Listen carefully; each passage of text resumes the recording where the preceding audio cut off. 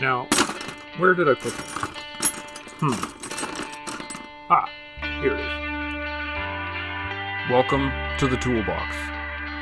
Tools for life and everything in between. Stuff you can use or toss, it's up to you. Hey everybody, thanks for tuning in again. Just want to give you a little precursor here and apologize for the lateness of this episode.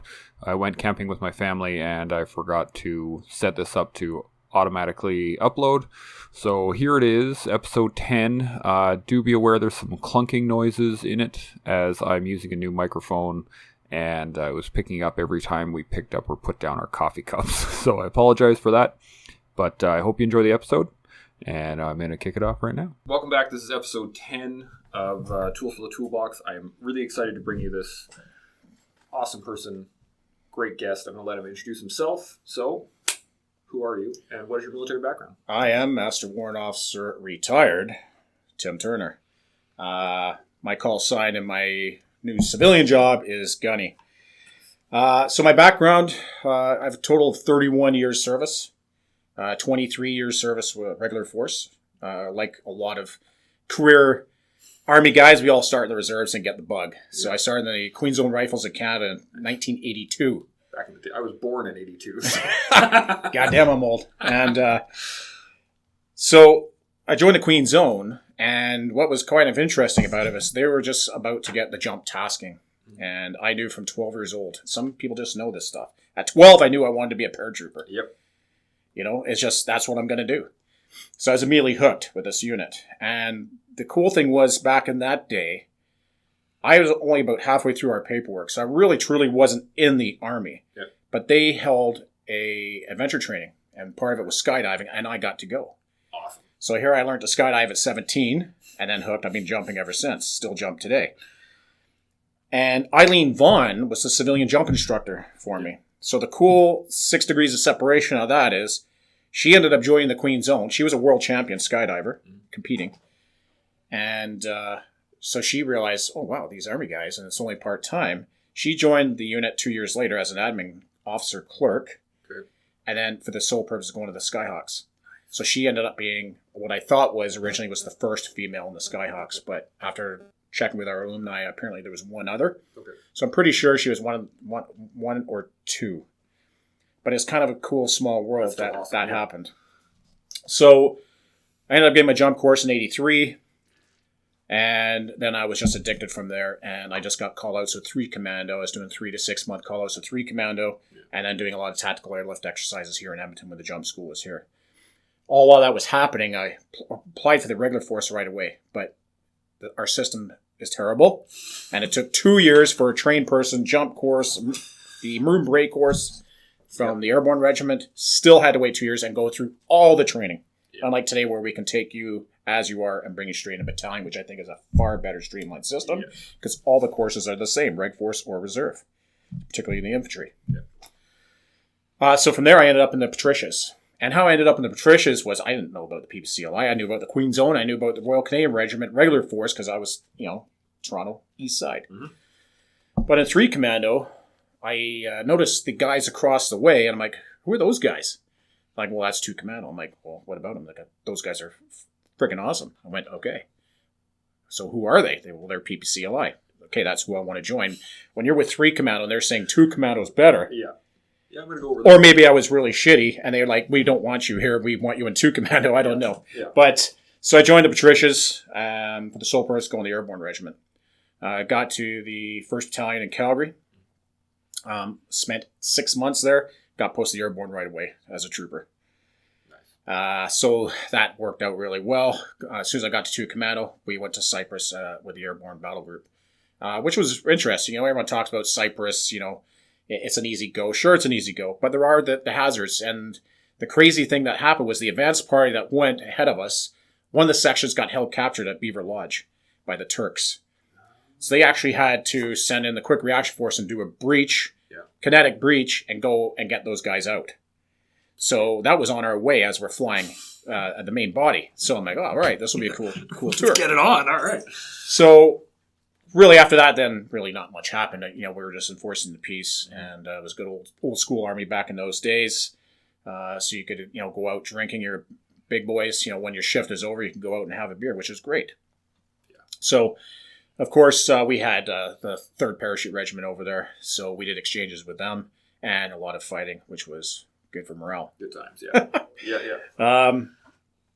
So from there, once we got back to Canada, I managed to get my reconnaissance course with 1 RCR.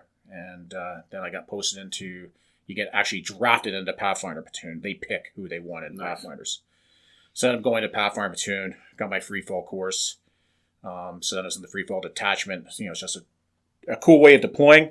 It's another mode of transport, but it is another skill set. So it was quite good. Then I got my Section Commander course as a trooper, but unfortunately being in the Airborne Regiment in those days, with the patricians, you don't get promoted.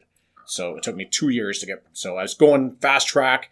I'm a no-hook trooper with free fall recce and the old sergeant's course, the full 6A. Still had to wait, got promoted to corporal, then I got promoted to master corporal. So it was kind of frustrating when you're seeing the RCR guys all getting promoted and you're not, and they're less qualified, but that's just part of the Army. And, as a young guy, you're frustrated, but as you get older, you see that catches up with you. You end up getting those promotions. It's one of the hardest things. I got really bitter very quickly watching guys get promoted ahead of me that weren't qualified.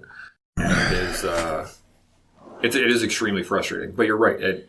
Long term, you start to see those people who got quickly promoted or got promoted unqualified, they start to flounder. They need more training. Yes. Whereas if you are solid, you know your shit, then you get the later courses farther on. Yeah, roger that. I mean, and that's a good thing. And but you got to also have not only your performance, but you got to have good leadership that's advocating for you.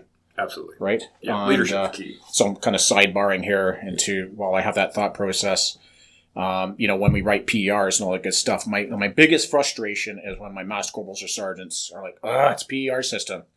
And I always have to lecture them. I said, you're a sergeant, yes, because you had the ability and you got the courses, but you're only a sergeant because your leadership took the time to write you up, right? So if you need to put that effort into your soldiers, right? And then when we go as a CQMS or the sergeant major and you go into the board and you're with the sergeant major and the OC, you need to advocate for your guys. And I was really surprised on some of the platoon warrants not stepping up for their guys. And I always got my way, which was good because maybe I was more forceful, but I was more passionate and I actually knew my guys. Yeah. And there's a lot of leaders that are like that, obviously. So anyways, sorry for the sidebar. All good. So after was I in Pathfinder Platoon, then I had the ability or the chance to try out for the Canadian Forces Parachute Team Skyhawks, which was fantastic. That was a great time. You learn so much. You look at civilian skydivers, and they're amazing, and they take years and years to get to that level of what we call in the civilian world expedition jump rated in the Army's military demonstration parachutist. Yeah. So you're going there with the minimum requirements, an A license, civilian, or military freefall. So I went to training camp with basically 48 freefalls under my belt, full equipment, flat, dumb, and happy, as we say, you just fall till you open.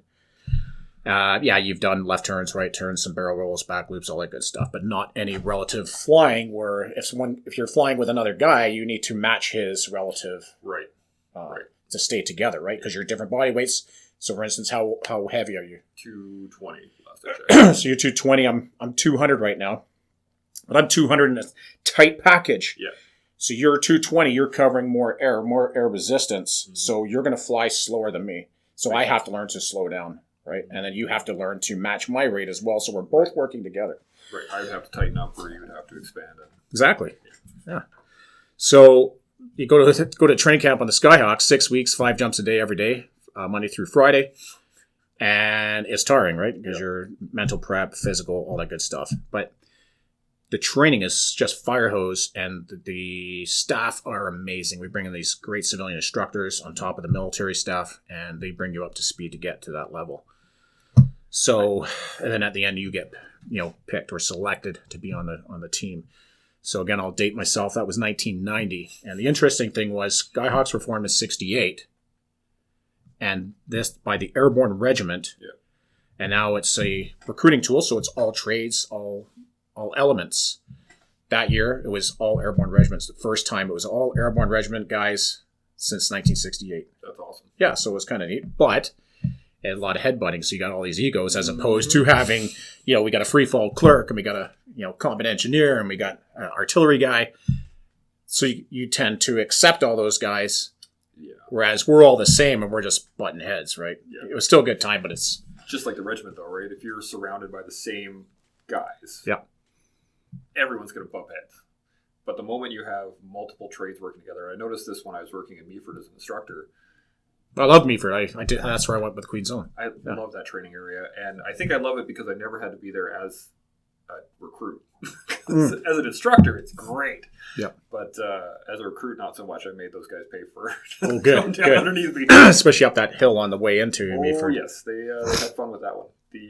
But what I noticed was, I was working with RCR guys, I was working with artillery guys, I was working with other engineers, the clerks, the supply troops, like everybody. We were all more than happy to help, more than happy to look after. And I found that it actually boosted our own physical and mental well-being because we were always playing off each other, right? You can't, that guy's just artillery, I can outrun him, or we'll pound out 10 more push-ups because the engineer is the guy in charge right now, right? Yes. It's just, you always try and push each other a little bit harder. Yeah. And that ties into the morale discipline with the camaraderie, right? It's all hand in hand, and that's what keeps you motivated, right?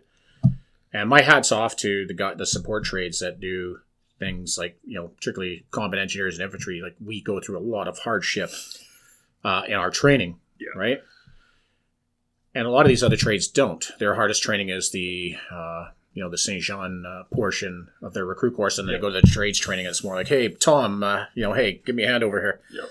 So, for instance, like my son, when he did selection for SARTEC, he had a meteorologist on course, and he made it through. So they've had tier 2 guys on there who fail because it's a harder selection than the JTS 8 days. This is 16 days of torture in winter. Yeah. And my hat's off to these guys, like a meteorologist. Like, come on, he did St. John, which was the hardest thing he could do. Yeah, then he goes to his meteorologist trades training, which I'm sure is just an office job. It's in Kingston, too. Yeah, there you go. Yeah. So, and for that guy to go through the beasting and make it through, wow, that's amazing. For combat arms guys, yes, it's still challenging, but you've been exposed to that. You go to bed at 1 and it's like, okay, we're Valley 6. They're coming in at 3. Oh, yeah. So be prepared. Yep. Yeah, we had on my PLQ Mod 6, this was back in 12, I think. Anyway, 90% of the course was like MPs, engineers, and rad ops. All of us had been overseas at least once, if not twice, and we were like ready. We were good to go.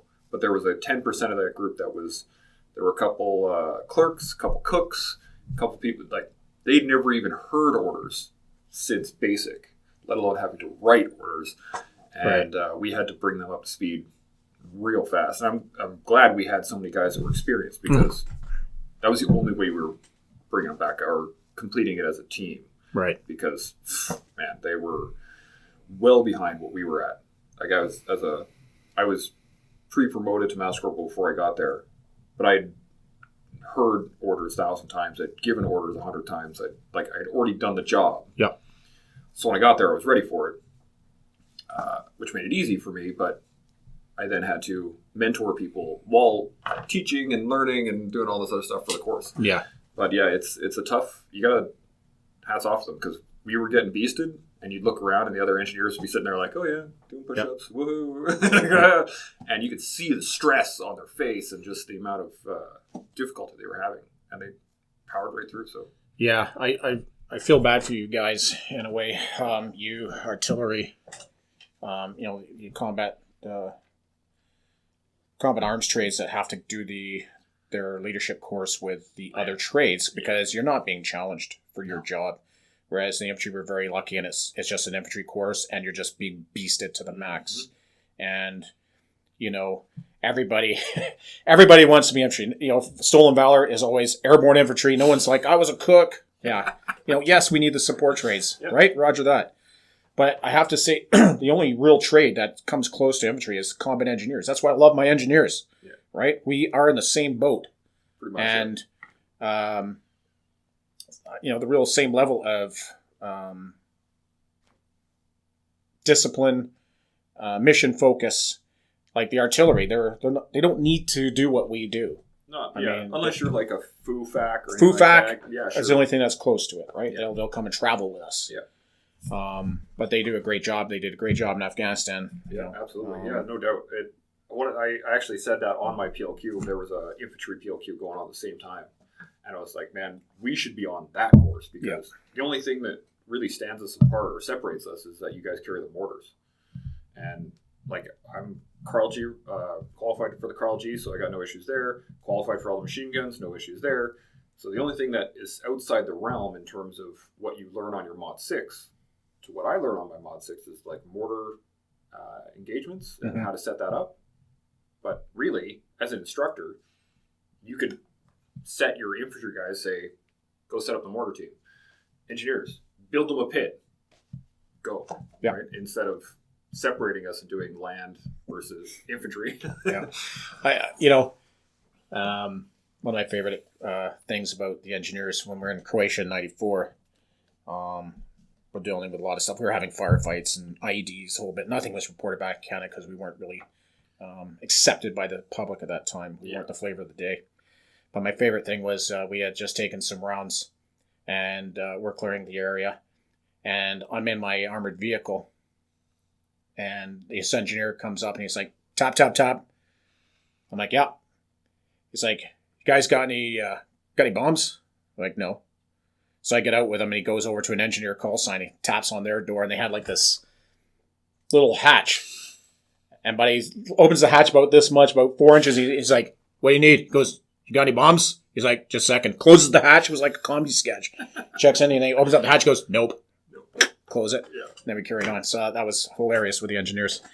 And they saved my life. We found this. Sorry, I'm kind of jumping around here. Man. We took over this area in Zemnik Crossing, and I was in charge of. So we had Serbs on one side, Croats on the other, and I was in charge of this area where we would do body exchanges and prisoner of war exchanges. And EU would come in and then referee this. Anyways, I found a company infantry position with a headquarters right near us because I actually went patrolling, and the Vandus didn't patrol at the time. Yeah. So we found these guys right away. Day 2 out there. So they came out, and there was, mines everywhere. Like you stay on the hard pack, and there's trip wires, and we're walking over them. And so we found these guys. I report them. I get back, and of course, good infantry men always, change your timings. Don't be consistent. Yep. Fortunately, an engineer 113, tracked 113, was rolling up the road I was patrolling on, and boom! They set off 2 PMA-2s, anti-personnel mines that were laid for our next patrol.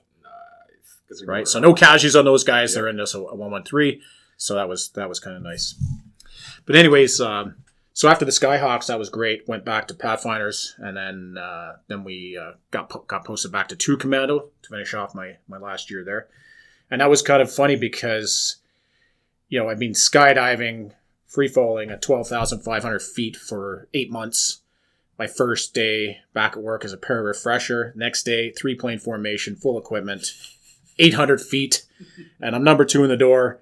And I'm now looking at 800 feet from the door after jumping at 12,000 feet. Yeah. And I'm like, holy shit. I could just step out and, touch the ground. Yeah, so I had to get used back. I had to get back into the static line operations from free fall. So that was kind of comical. Because my first free fall, you're kind of looking down going, holy shit, this is high. Yeah. Now it's the reverse. So finished my time in Commando. Went back to 1st Battalion Calgary. Those boys were in Cyprus, so I got attached to rear company. And that was a good time. We beasted the boys on PT. Got to learn everybody in the unit before the unit got back. Yeah. All the people on the ground that were left behind. And then just continuously doing taskings into Wainwright, teaching various courses. Back to Recce Platoon. So Recce's been my go-to throughout my career. You always have to go back to Rifle Company. From Wainwright, from 1st Battalion, I got posted to Wainwright to the Battle School. And that was a fantastic posting. I finally had some family life. I actually got to raise my son. So that was great. And then I taught a couple of recruit courses, and then I just did all advanced stuff. So leadership, rappel master, armed combat instructor, sniper. Right. So I was just doing all that stuff. And from there, I went on my master sniper course in Gagetown. And then my sniper partner, Sergeant Ben Click, he runs Sierra 6.4 Riflecraft here in Edmonton. We managed to go to the International Sniper Competition 1997, and we ended up winning that. We beat the SAS, so it was pretty awesome. No bigs. but when you're talking about sniper competitions, absolutely, it's literally you're winning by a point. Everybody is dialed in, so the loser of the competition, he's only a couple of points behind you. It's just who made the least amount of mistakes, right? And good sniper communication and wind calling. So it just has to all come together. Oh, yeah. So it was, we were pretty fortunate to do that, which was really nice. When we came back, there was a big sign on the base, congratulations, sniper champions. It was nice to be acknowledged. That's one thing that came for us is back in the day, never really got acknowledged for anything. And I find it's getting better. So the funny thing about Wainwright and being the Western Area Master Sniper is I made that position. So that comes down to your morale and self-discipline. So we're in the battle school shacks, and I'm like looking at my partner, Ben. I said, look at that room. He goes, what about it? I go, well, what's it say? It says library. So yeah, Roger. But looking at it was just a furniture dump. Yeah. I'm like, let's clear this shit out, and we'll make this our office. So we cleared all that crap out. We hung up our stuff on the walls. I made up a sign, Master Sniper, or Sniper Cell, hung it up outside, called up the SIG squadron, said, hey, can you get us a phone number for this room and list it as the Western Area Snipers? Yep. And it just happened. So we occupied by force, and the entire leadership team at the battle school were like, oh, Sniper Cell. I guess this is a thing. Yep. So we just made it happen. So that was awesome. Yeah. I tried to do that in the engineer regiment I tried to create a breacher cell. I really wanted to take the master breacher course down in the States, and did the paperwork up, put the memo in, it got approved. I was like, fucking sweet, I'm going to go on my breacher course, and it got kiboshed at the last second. I think it was about a week out, and they're like, oh, we don't have the funds to send you down there. And I was like, well, shit. Yeah. But I tried to build a cell because it's a skill set that the engineers huge. In the regiment. Like, you get it when you go on your fives course, you get it when you start working with the infantry directly, and you start doing MOE and stuff. But it's a perishable skill, and it needs to be. Absolutely. You need that expertise, right? Yeah. And then you can, you get to build the styles of explosives and how to put down certain doors. You can actually start studying stuff and looking into it and developing a training plan and actually creating a cell. My whole goal was to create a breacher course, like the master breacher course down in the States, that we could just do up here.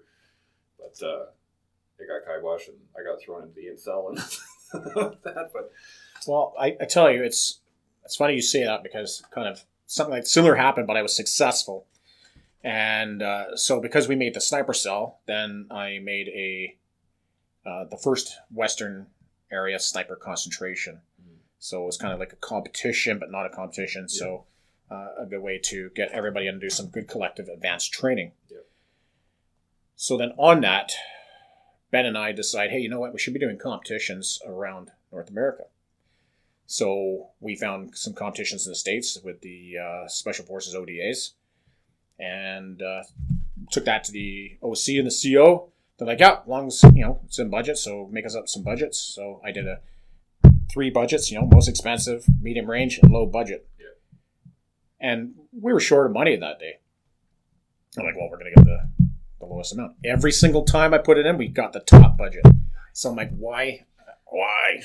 So I'm like, okay, I'm on to this. So I just kept doing that. I would do my 3 budgets, and because I did the work, they go yes. So what did I find out from that? They just want you to do the work. Yeah. So we had the sniper shooting off the range tower, range 16, doing some angle shooting and then rappel off. So I brought that up, and they're like, "Oh no, you can't do that." I'm like, "Well, why not?" Well, range control won't let that happen. Okay. So I templated it, wrote my thing, took it to them. Yeah. They're like, that's good to go. Go back to the OC. I'm like, so this is going to go forward. Well, yeah, I don't think range, they blessed it already. Oh, okay, well, we'll carry on. So, it just comes down to they just want you to do the groundwork because I think they're so used to people, the great idea guys, but not executing the pre-planning. Yeah.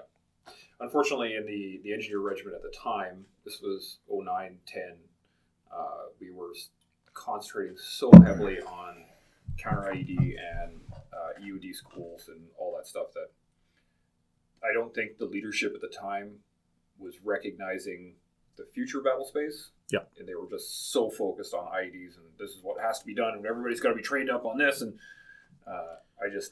it blew my mind because they take us out to Wainwright and they're like, okay, everybody, we're going to start prodding for mines. And I'm like, but I get it. That's a skill set. Well, we could do that in Edmonton.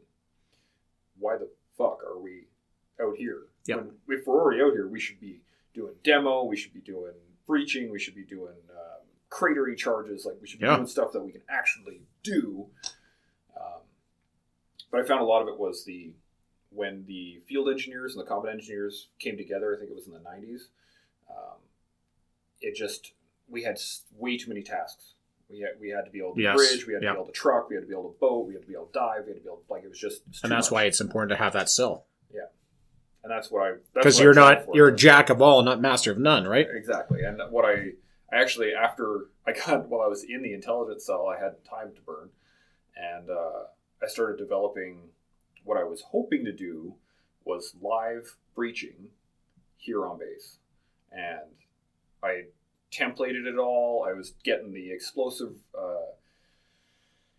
It's really tricky with explosives because if you're going to be indoors, you need a lot of space. Right. And if you're going to be outside, then minor templates for a breaching charge is at least a kilometer, which here in Edmonton is almost impossible. Right? Yep. So I did this whole setup. I researched all the different types of walls and the different types of doors and what the maximum amount of breach we could do. Again, I had this whole package, brought it to the CO.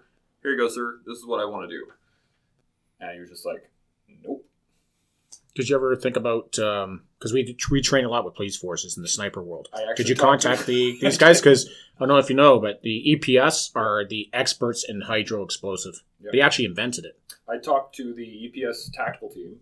They were the ones that gave me the idea of building a spot on base because they don't have anywhere to practice except for condemned buildings or things that are being shut down. They can go practice on something that's going to be destroyed anyway, but they don't have anywhere that's a physical, solid spot. Right. So when I talked to them and I put that in my plan was that the police will be able to come and use it, and they will pay to come and use it. That's part of the budget, right? To pay for the doors and the replacement of the walls.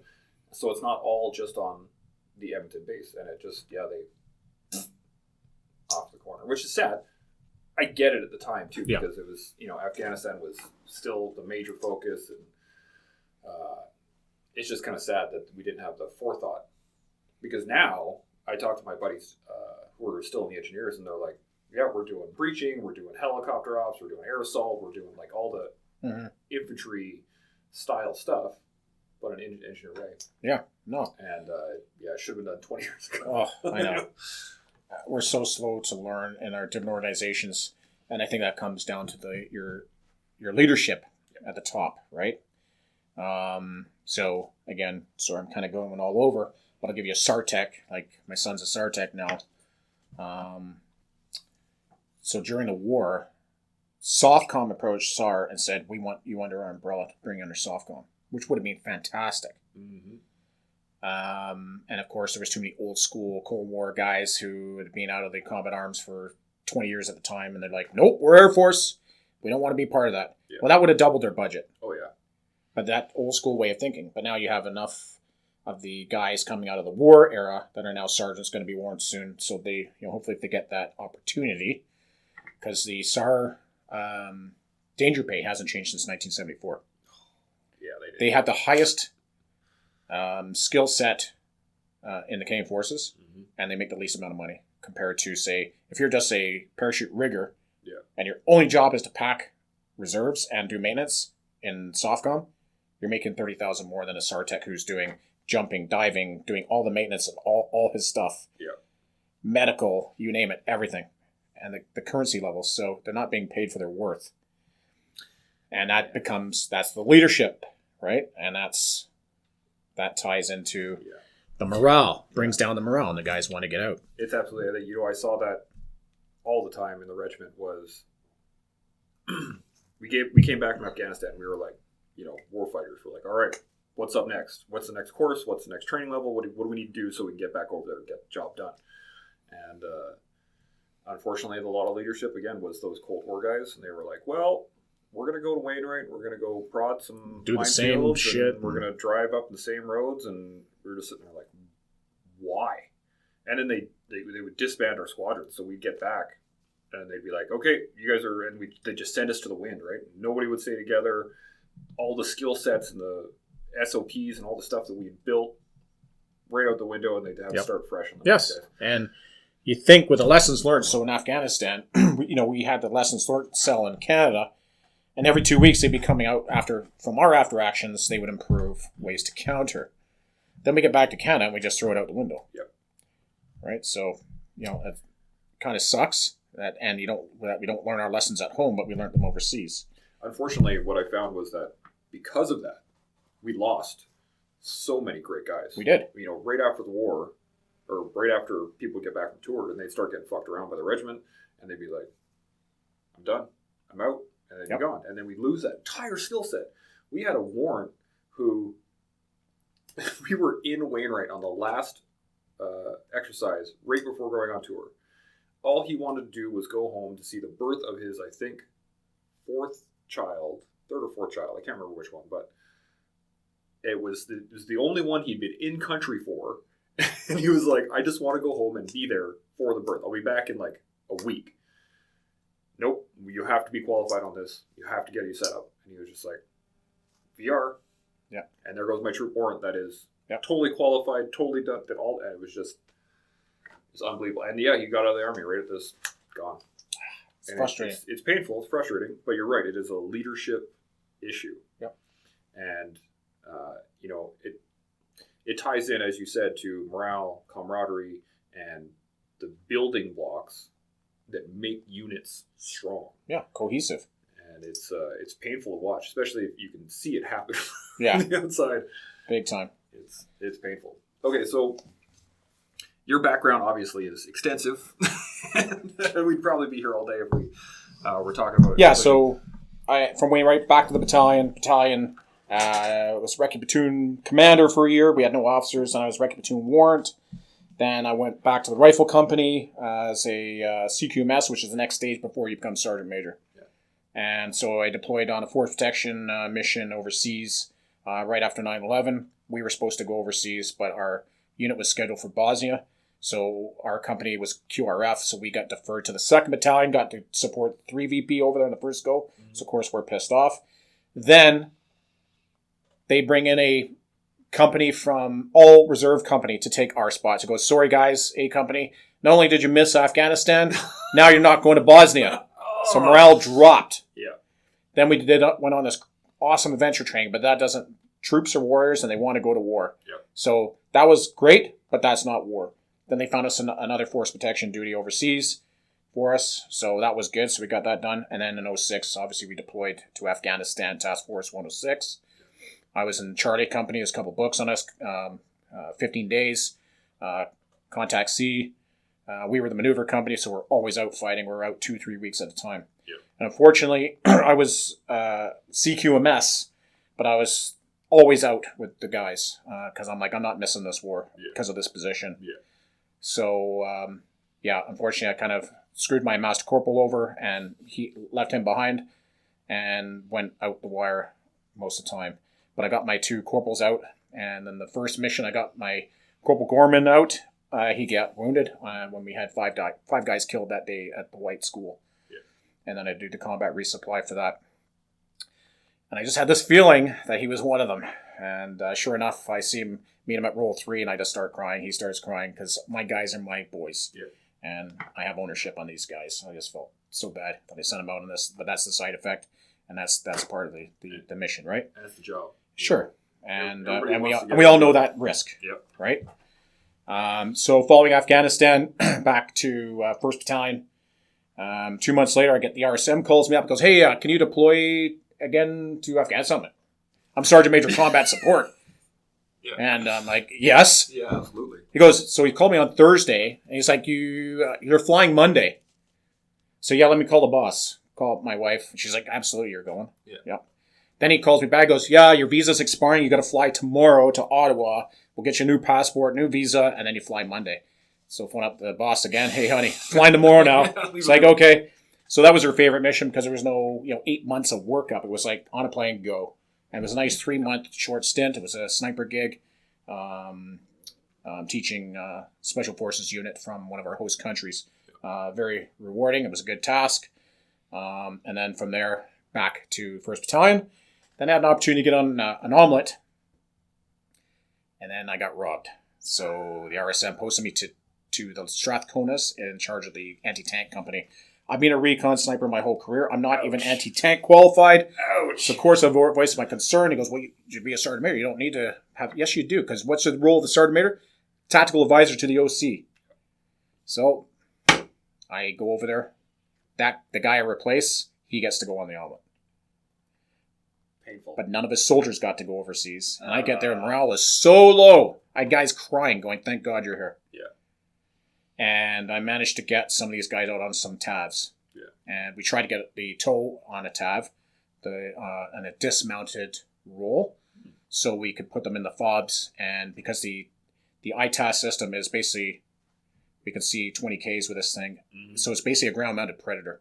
So we presented this to D&D, and they said no because of General Leslie. They put close to $500 million on this project into this whole new tow system, and he went, nope, quash it. So we wasted all that money. So that was frustrating. So that's where, when you talked about earlier about guys leaving. So I was earmarked to be RSM first time. That used to be a motivator. Yeah. But I was so pissed off at the shitty leadership. So here I got this tow company. All these guys' morale are low. I put a couple guys in jail for smoking drugs. Had to be done. That's discipline. Yep, gotta be done. And they accept it. And I made it turned into a positive. I've known like a bunch of guys who went to DB and ended up going to Tier 1, ended up going to Sartex, and guys made warrant. So life's not over. So I coached the guys, said, this is a positive, it's going to get you on the right track. And they went to DB with a positive attitude. I'm like, oh, I'm a loser. Yeah. I've let my guys down. So anyways, what made me finally decide, okay, you know what, I need to get out, is, again, we just finished fighting war. It's 08. Yeah. And I'm getting tasked with, we need you to send 8 guys to Wainwright to do general duties. Now, okay, that's not beneath us, because that's our job. Yep. But you're asking me to task 8 guys that are tow qualified, that have been screwed over and haven't been deploying overseas while they're watching their guys on battalion deploy. Yeah. And I'm going to send them to Wainwright? As a senior leader, what would be your better option? We have the Loyal Edmonton Regiment in town. Yep. They would love a 2-8 tasking to go and do general duties. How about we task those guys? Yep. Nope, we got no for the answer. And I said, well, I'm not tasking them. So you have to go to other units. So I managed to quash it. And after that, I'm like, you know what? I'm done. So I kind of regretted getting out, but I made it happen. I got out over Christmas, so no one knew I left. Yeah. I only had 2 days off, and I started my sheriff, joined the Alberta Sheriffs. Of course, I applied for that 4 months prior because I was already planning, right? Yep. And got out and started doing the sheriff gig. And the sheriff gig was great. And then I got to the Advanced Unity Sector Protection. Now I'm bodyguarding the Premier of Alberta. And I'm on Premier number 5. Well, it's a painful experience to watch guys with your qualifications and your skill set and your ability to lead and actually look forward in terms of military procurement and development. And this is one of my biggest gripes. I slightly regret getting out when I did too. Yeah. I was supposed to be the next sergeant in Meaford, the next engineer sergeant in Meaford. I was supposed to be, after that I was going to go to Petawawa, then they were going to bump me up from there. But there's a point where you're just like, I can't do that. anymore. I want to do the job. I want to be able to do what I trained to do, but I can't do the BS and the politics and the paperwork that is just silly. Mm-hmm. Because, our procurement system is garbage. Yeah. Our, some of the senior leaders, I can't say all of them, but some of them are so focused on keeping their job that they're not doing their job. Yes. And, you see it all the time where we get random taskings just because somebody needs to justify an expense for that year or something. I got sent on, I don't know how many exercises where the only reason we went on exercise was because we hadn't been on exercise yet. Yeah. And I was like, what's the plan? What's the objective? What is it we're actually doing? Yeah. And they'd be like, we'll figure it out when we get there. Yeah, like, that's not how you run training. No, and it slowly erodes the morale in the unit. And, I can't say how important that is. And unfortunately, from when I was working in the, or I should say fortunately, when I was working in the Incel, I got to see the backroom stuff. Right. So I got to see ops and training. I got to see the whiteboard with the calendar, right, where it's just bars and bars of different taskings and so on and so forth. And we could never understand as privates and sappers and corporals who everyone keeps saying how busy we are, but we're sitting in our troop bay doing fucking nothing. Mm-hmm. But at a regimental level, we were exceptionally busy. We had all kinds of taskings and all kinds of things happening all at once, but it was only for warrants and hire, or sergeants to hire. So the junior guys were just sitting around doing fucking nothing.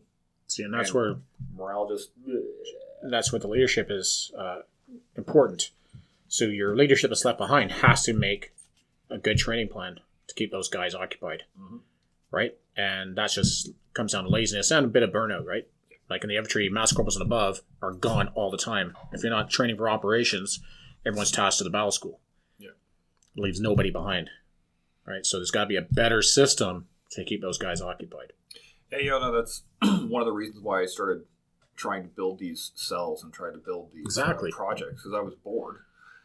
I just wanted to do something that was effective and, based on what the skill set I had. And I was looking at it from a combat engineer's concept, mm-hmm. right? I wasn't looking at it from, I'm not heavy equipment. I'm not a diver. I'm not EOD. I am a combat engineer. What is my sole job? Live, move, and fight on the battlefield. So how do we do that? We got to be able to do explosives. We have to be able to do bridging, and we have to be able to do movement. Period. Yeah. Let's focus on those. So instead of dealing with mines, which is still important, right? Mm-hmm. But it's not necessary to do prodding every 6 months. We know how to prod. Yeah.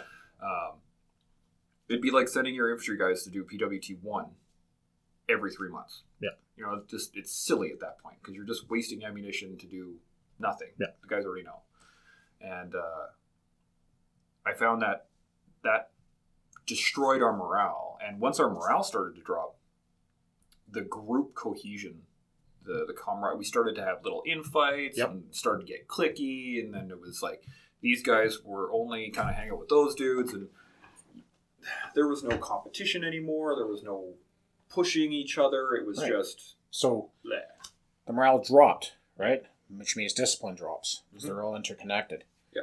And then you lose your camaraderie. Yeah. Right? So how do you build on that? Like if you were to walk into a company or a platoon or something like that and they were just dead in the water, right? You have to give them ownership, right?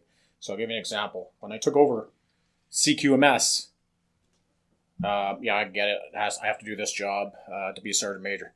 And, unfortunately, the CQMS is always in your world, in the infantry world, you're like, CQMS, it's like, those guys have it easy. I never want to go there. So and I'm bad for that. And I'll say that's my weakness is I don't put myself into something that I don't agree, or not that I agree with. To me, it's not the fighting edge. Yeah. So I don't want anything to do with that. And my big pet peeve was, when a new CQ came in when I was a young troop, it's like, all right, come in and, everything's set up for the old CQ. And then we're going to move the jerry cans from this corner now because he wants the jerry cans in this corner. Yep. So I hate that. So I always my leadership was always on, I don't like what that guy does, so I'm going to do the opposite. Just right down to the simplicity of, hey guys, sergeant comes over, hey guys, sees the whole group there and goes, come over here. Got something to tell you. How about you walk over there to the guys and go, hey, I got something to pass on. Yeah. So anyway, so I took over the CQ, and I hated the way that was done in the past. So I had a staff, a master corporal, 2 corporals. So I sat them down and gave them ownership. I said, right, the place was a shit show. There was stuff in there, like there was 25 millimeter cannons that were unaccounted for, right? That I had. I found them. And even the RQMS is like, that's supposed to be off our DA. Like, we sent that to Ottawa. It's like, well, it's in my friggin' stores. Here, yeah. Anyways, so I said, all right, guys. I said, this is your stores. I run it, but it's your stores. So we need to reorg this place. So I said, you're going to be in charge of serialized kit weapons. You're going to be in charge of all our other equipment. And then Alex, who's the master corporal, you're going to be in charge of overall supervising these things. I want you guys, you have the 2 days to come up with a plan on how to reorg and configure this whole stores and a tracking system, and then you're going to present it to me. So that gives them the ownership, and they get all excited, and it's like, yeah, hey, I can do this with this and do this. So they present me their plans, right? Of course, as the primary leader, I'm going to make adjustments. But overall, I don't make that many adjustments where I've taken away their power. And now that I have ownership, and they've bought into being in CQ and not going, now I'm a corporal in CQ, like my life's over. It's like, no, they loved it, right? Because they had the ownership. Yeah. So that's what you got to do at all levels. You come into your troop or your platoon and you see this happen, give them ownership on stuff and give them tasks, and then they own it.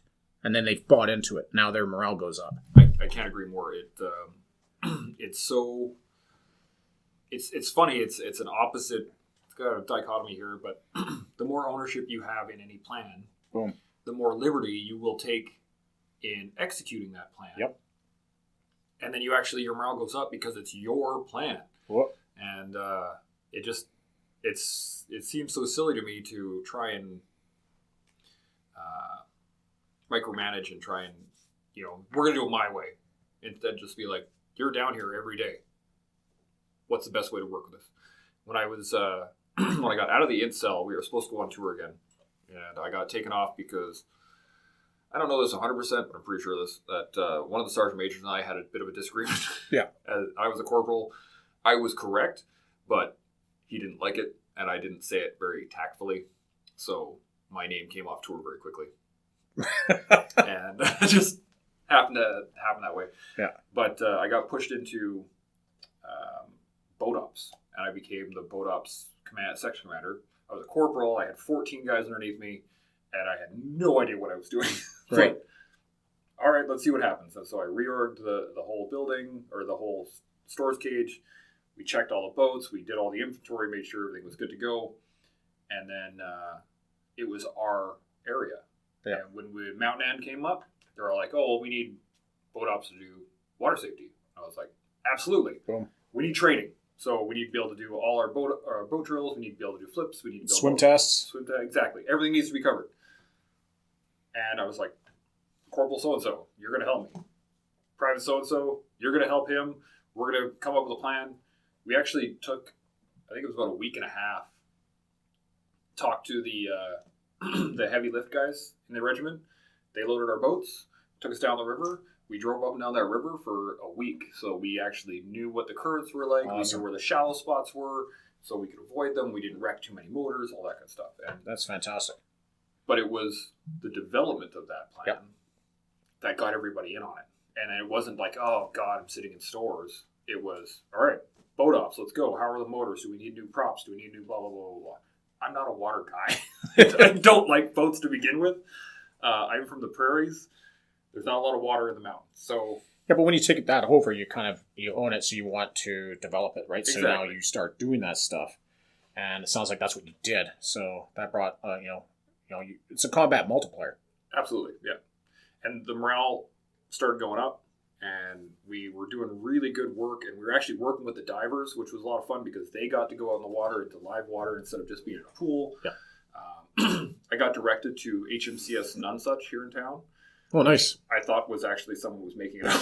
Yeah. No, a good bunch of guys there. Yeah. It was a great training area too, like having the saltwater pool to work in. And but when I first asked about it, they were like, yeah, go see Nonesuch.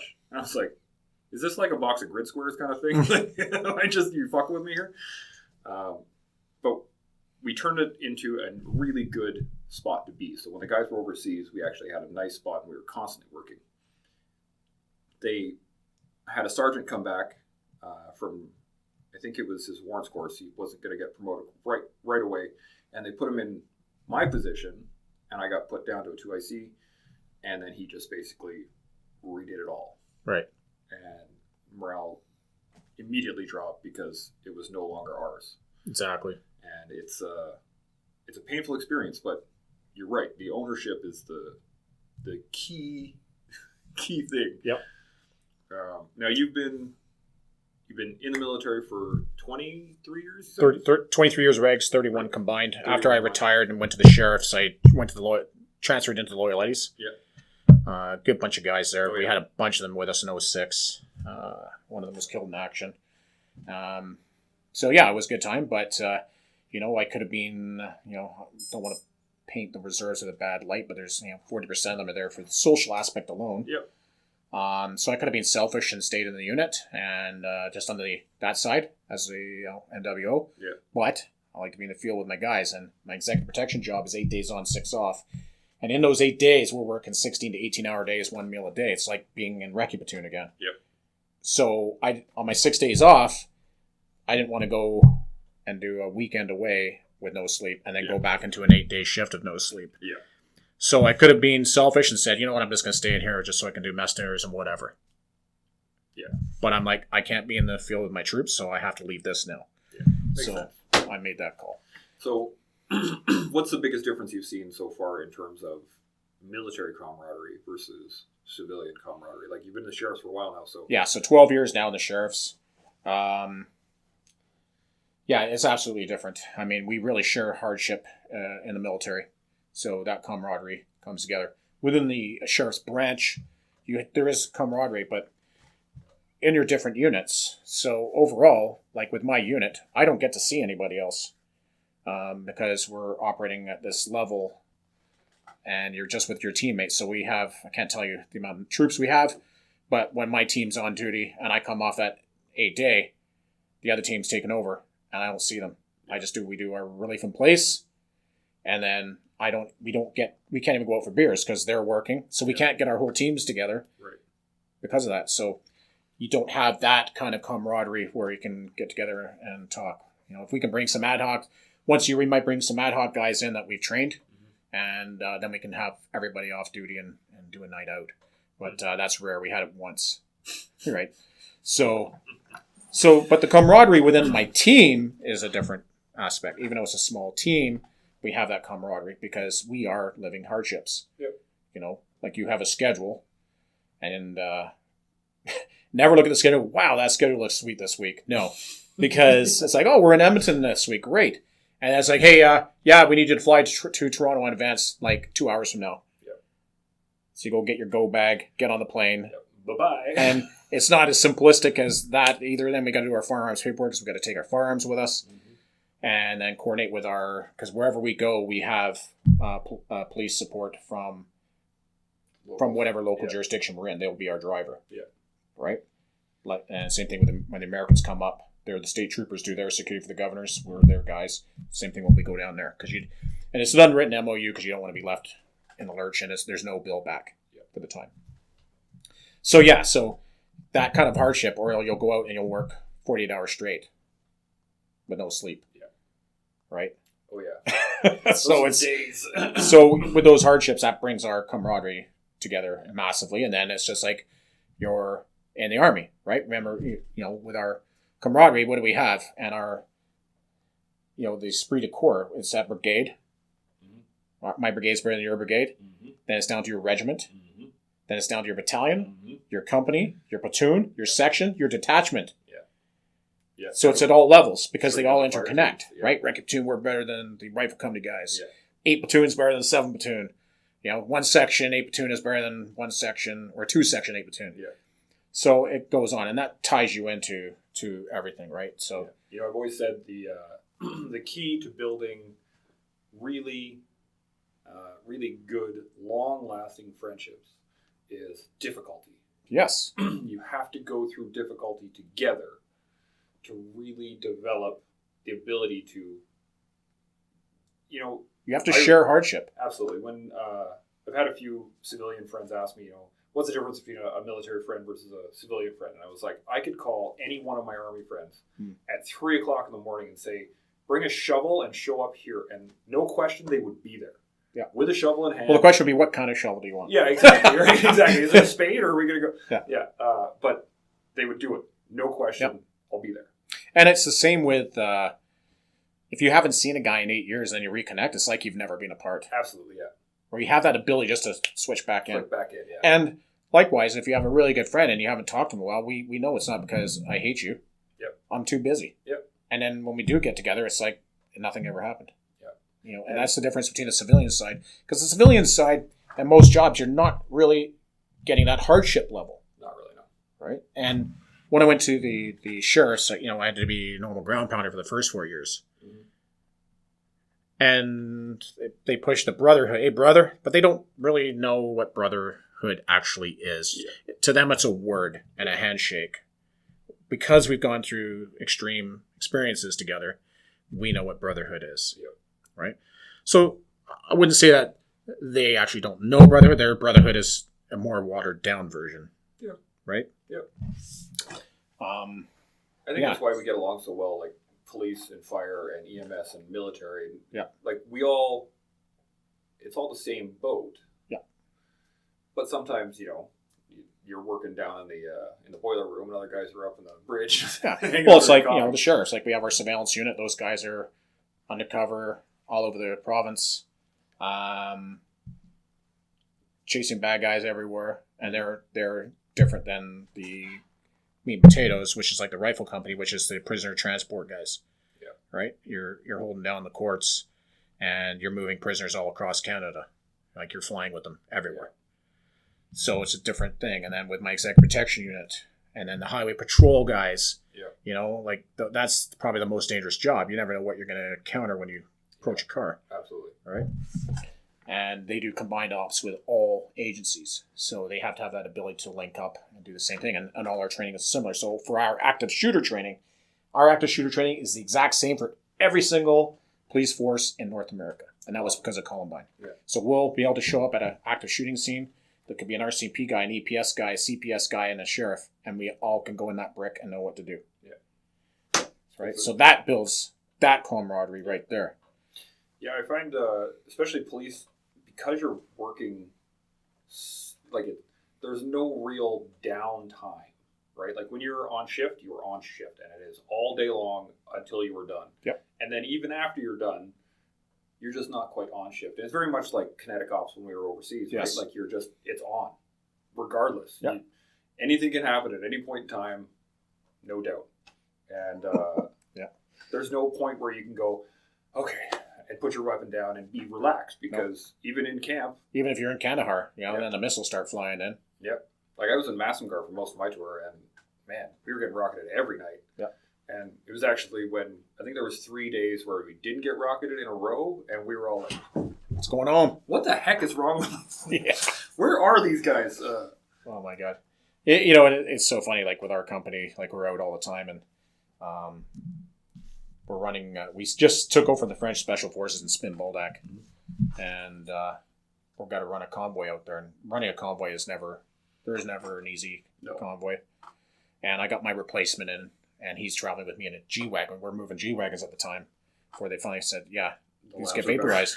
Yeah, no shit. Like we had a couple of them get vaporized on my tour, and that's why they said no more G-Wagons, but I'm still stuck in this damn thing. Yep. So anyways, we're running this convoy out. Thought it was going to be, just a typical convoy note. So we encounter, contact, and we have a RG rollover. So my replacement gets to see everything in action. So I just put him in on the machine gun. I got my corporal calling in the 9-liner. I'm dealing with casualties. And that was our day out. We get to Spin, we download, have a conflict with the guys from the Loyal Eddies who, there's some asshole sergeant who's thinks he's higher up than the warrant officer from the Patricias and says, I'm like, hey, get your guys to help download all this kit. That's not our fucking job. It is now. This says it's your fucking job. You're a team player. Let's go. And anyway, so they finally did it. Off we do go. We get back to Kandahar super late. My two corporals and I were like, I don't feel like going to the kitchen and having just a freaking sandwich at this late at night. So we drove down to the boardwalk. You're probably familiar with that. There's Burger King and Pizza Hut and all that bullshit.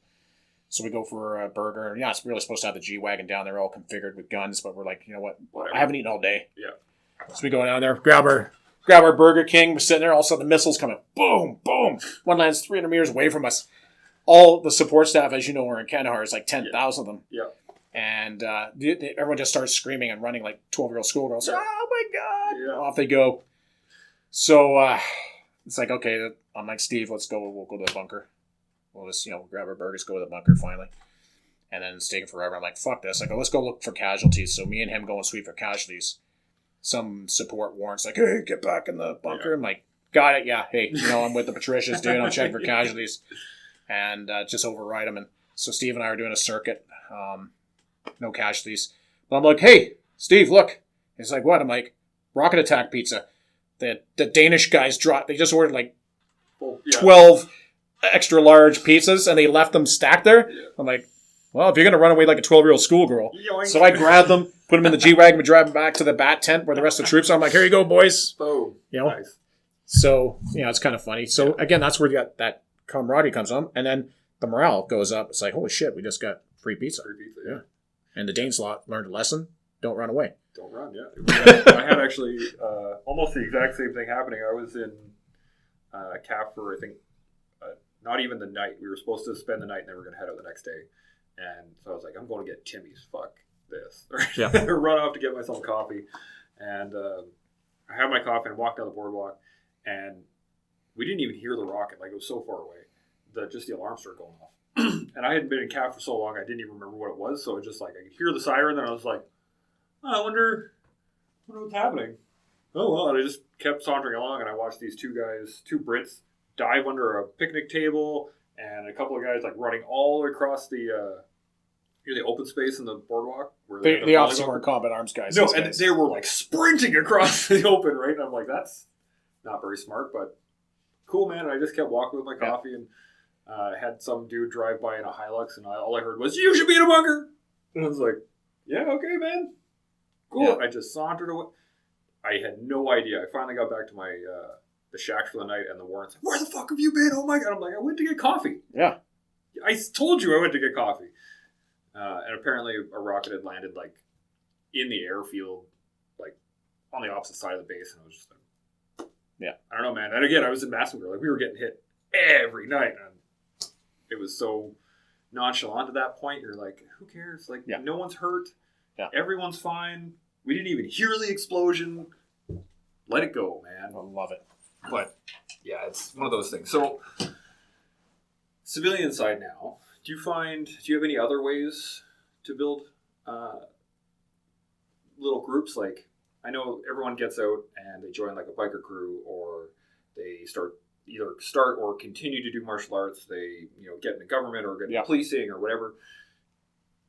Why do you think that we're so drawn to these groups? Yeah. As soon as we get out. It's because you lose that.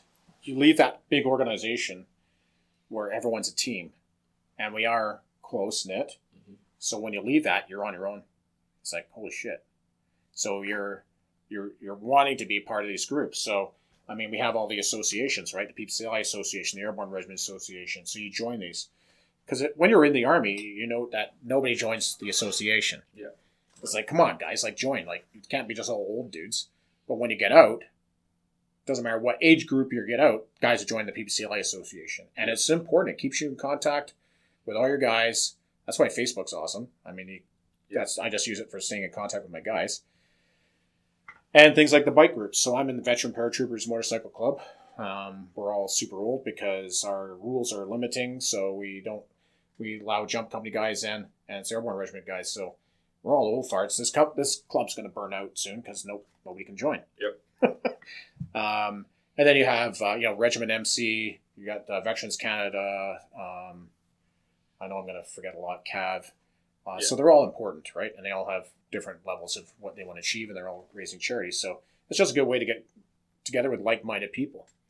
Likewise, I find that as an Army guy going in the civilian world, again, you want to do a lot of what's related to the military. So for me, I've always been a skydiver, but that reminds me of the military. So for me, I skydive. Yeah. I'll have the smell of the plane and the sound and the wind and the smell of my parachute and the falling. I just love everything about it. And I also belong to an international airborne group, so I'll travel around the world and jump with different groups as a civilian. Mm-hmm. So in 2016, I was with the Cambodian Special Forces, jumping free fall and static line in Cambodia. And the only people who jump in Cambodia is that unit. Yeah. There was no civilian jumping. So to get in that airspace was phenomenal. That's awesome. Right? And in Thailand as well. Jump with the Royal Thai Air Force paratroopers. And I'll have to tell you, their equipment was far more modern than Canada. Yeah, I don't doubt that. Their mock towers were all steel with ramp exits, door exits, multiple mass exits. Yeah. They have wind tunnels. We don't have wind tunnels. So yeah, so you get to appreciate. People think of Thailand. No, Thailand's more modern than Canada. Yeah, I don't doubt that. But Cambodia is third world. Yeah. But the guys are great, and I've built relationships with these guys. I'm still in touch with them. It's really good. I've gone to Germany to jump not last year, the year before, but we got stop drop due to weather. So then, hey, we hung out, and I was born in Australia. Mm-hmm. So one of the guys that I became friends with is in the Australian 2 Commando, and he was a sergeant, took his commission. Now he's a major, and he runs all the parachute training. And we hit it off. Our careers basically matched each other. Yeah. We're both short, stocky dudes, and exactly matched our careers. So it was like, holy shit, we're literally brothers from different mother. So that was kind of cool. And as well as combatives, I find a lot of guys in combatives, like I said, to mixed martial arts is very important because that's what we did in the Army, right? I was an armed combat instructor in the Army, so I like to do that stuff on my own. I don't train enough because I don't have the time. I found jiu-jitsu was a big that's a huge commitment. I love it. And I think jiu-jitsu, and I wish I knew about jiu-jitsu when I was younger. It wasn't really the flavor of the day. Yeah. I did some kickboxing and wrestling is what I did in high school. And man, if I knew about jiu-jitsu, I would have done jiu-jitsu on top of that because wrestling and jiu-jitsu are similar. Yeah. And before the MMA thing, I was always recommended boxing and wrestling. Yeah. Period. If you know those two things, those are actual fighting sports. You're good to go. You're good to go. Yeah. So, back to the Army, when we teach armed combat, you have the guys' bios, everyone's like, I'm a black belt in karate, I'm a blah, blah, blah. Well, then when we actually start to do sparring, the black belt karate guys always get their ass kicked by the boxers. Yeah. Because the boxers, when they train, actually hit each other, but the karate guys pull their punches. Yeah. Right? But now, it's getting better, right? Everything's now live fighting. Yeah. And shooting. I think shooting is really important to keep up. I absolutely couldn't agree more. You had Mark Campbell on, and I was out shooting with Mark a couple weeks ago, and my sniper partner Ben Click. So that's important to just get rounds down range. Yeah, it's just good for the soul. It really is.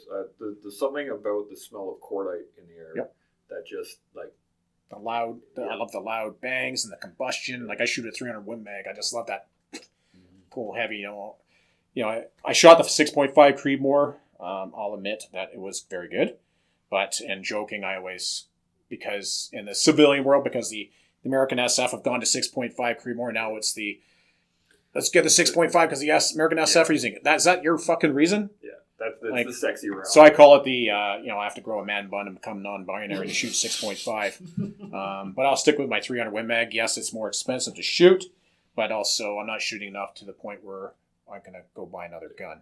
I remember years ago, I think this was back in 06 or 07, and the Americans were talking about switching to a 6.8 round over the 5.56. Mm-hmm. And I was like, that is a great idea. You're getting more punch. Your mags don't need to change because they fit in all the same mags. You just have less. Well, if you think about it, you could actually chamber an assault rifle in 6.5. Yeah. If you wanted to. Yeah. So it makes sense. And I think the only reason they didn't do it was because they have like billions of stockpiled 5.56 rounds. It just makes no sense to try and buy new stuff. But well, that brings us to the gunfight of the old dogs like me were 7.62 C1s. Yeah. That's a man's round. Okay, yeah, but I've been in battle, and it's about ammo. I can carry more 5.56 than I can 7.62, and yes, it might take a few more rounds to hit the guy, but regardless, if I hit the guy a few times, he's going to bleed out. Yep. So I don't buy the 7.62. Yeah. You don't need 7.62 as an assault round. I think it works as like a DMR. If you have a Sure. marksman, one guy in your section that carries 7.62, cool. But it has to be on a precision long gun rifle. Yeah, but give them an M14 or something that is useful in a firefight at range. Yeah. But there's I was a C9 gunner over there as well with all my explosives and stuff, and I carried. When I was out on patrol, I'd carry 1,200 rounds, just because I'm a big guy. I can carry more. Mm-hmm. Cool.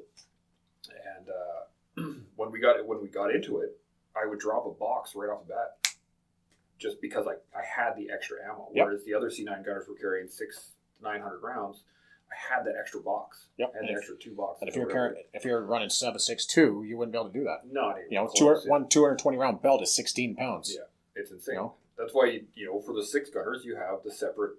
You have number 2 who's going to carry extra ammo, and you're going to spread ammo throughout the platoon and throughout the section, so that it's not one dude carrying the 30-pound gun plus the 18-pound boxes of ammo and shit. It's insane. But I really love shooting too. I can't get enough. I actually built my own AR. Awesome. And the only thing I didn't do to put it together was I got an armor to put the brake and the barrel on. But it's a beautiful rifle. Mark's actually shot it a couple times. It's got good. The Daniel Defense muzzle climb mitigator on it. Mm-hmm. Does not move. You can set it, but anybody outside of the person shooting, it's like a punch in the face. Yeah. Boom, boom. Yeah. Love it. So much fun to shoot. Oh, yeah. I'll have to take you out one day and we can pound some rounds. Yeah, I'd love to. We're over an hour here now, and I really want to thank you so much for being on here. I enjoyed it. Thank awesome. You. I'm going to have to get you back on here again because we have much more to talk about. Oh, definitely. Sure. I know. Holy crap, we didn't even break into our main topic here. Yeah, and an hour kind of disappeared really fast, but it's all good. Do you have any final points, anything to pass on to anybody that's listening? Well, I think if you're particularly a combat veteran that's out of the Army right now, you should seek these organizations. Bike Club, join MMA, work out. Absolutely. Big one. Don't get out of the Army and fall apart. Yeah, I did work that. out. And you know what? You're going to have more time to work out, and you'll be able to pick what you want to do. That's important. And get out there and go shooting. And you don't necessarily have to go buy guns. You can link up with the different organizations out there, like Sierra 6-4 Riflecraft, Rob Furlong's Marksmanship Training Academy, Call Sign 6-6. All these guys are great, and they have weapons that they can lend you, and you can take courses through these guys. And it'd be good for your morale, because everyone gets out and they're like, I'm missing something, and they can't put their hand on it. And it's shooting, it's fighting, it's being around the guys, right? And that gives you that positivity and keeps you pushing forward, so you're not feeling lost, because you will feel lost. Absolutely. Yeah, I can't agree more. All the guys that I've talked to over the years in advocacy work has been, I tell people, seek what you want. What is it that you wanted while you were in the Army? You wanted to be a hard charger? Cool. Go take some long range shooting. Go take some MMA. Go take some jiu-jitsu or boxing, whatever, right? Get back into it. Yep. And keep the mindset aggressive. Not angry, but I want something, go get it. Yeah. Put the fucking work in. Yeah. Get it done. But by doing those things, it eliminates the anger, if you have that. Yeah. Right? Because it keeps you focused. Yeah, exactly. If you're not focused, your mind's going to go other places. Oh, yeah. And it gets dark real fast. Yeah. So, and then you have to surround yourself with positive people. Yeah. Yeah. There's so many negative people out there. Dump them. Right? Absolutely. I've had to do that. It's like, I love you, buddy, but I've tried my best, but I can't deal with this negativity. Yeah. And, so many guys get out and they're so angry and bitter, and they don't know where to direct that anger, that the pain that they're feeling. And sometimes you just have to just let it all go, man. Yeah. I mean, one of the things when I started listening to podcasts and started dealing in advocacy, it developed this. I started linking up with people who were really motivated, and I started talking to people who were doing really great things for the community, and lots of charity work, and just getting involved. Yeah. And it just totally changed my mindset from being, oh, the Army screwed me. And it was like, no, the No, Army didn't screw me. you screwed yourself. Myself. Yeah, absolutely. Take responsibility, Yeah. ownership on that. Absolutely. How much time do we have left?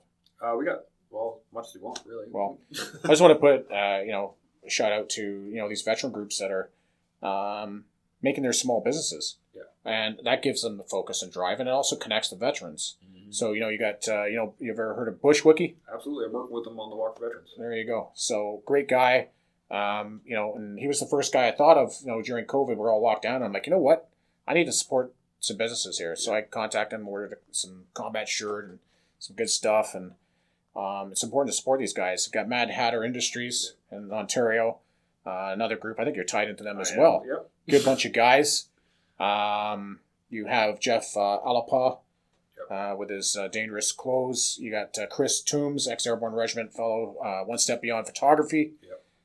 Andrew Gorman, my guy who got blown up on the White School, he owns his own survey company out in Fort Mac. That's awesome. Right?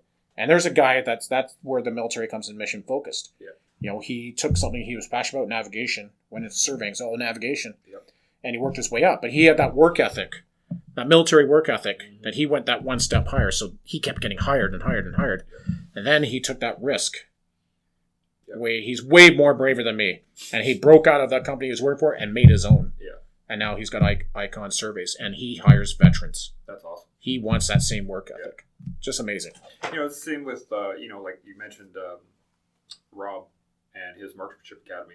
You take something that you're really passionate about, and you can turn it into a business if you put the work in. It is all about the work. Right? Yep. You just gotta pound it out. It's not going to just happen because you sit there and put a sign up. No, and once I got involved with the Walk for Veterans and started doing advocacy work, and it even with this podcast, you have to develop what you're interested in. Yep.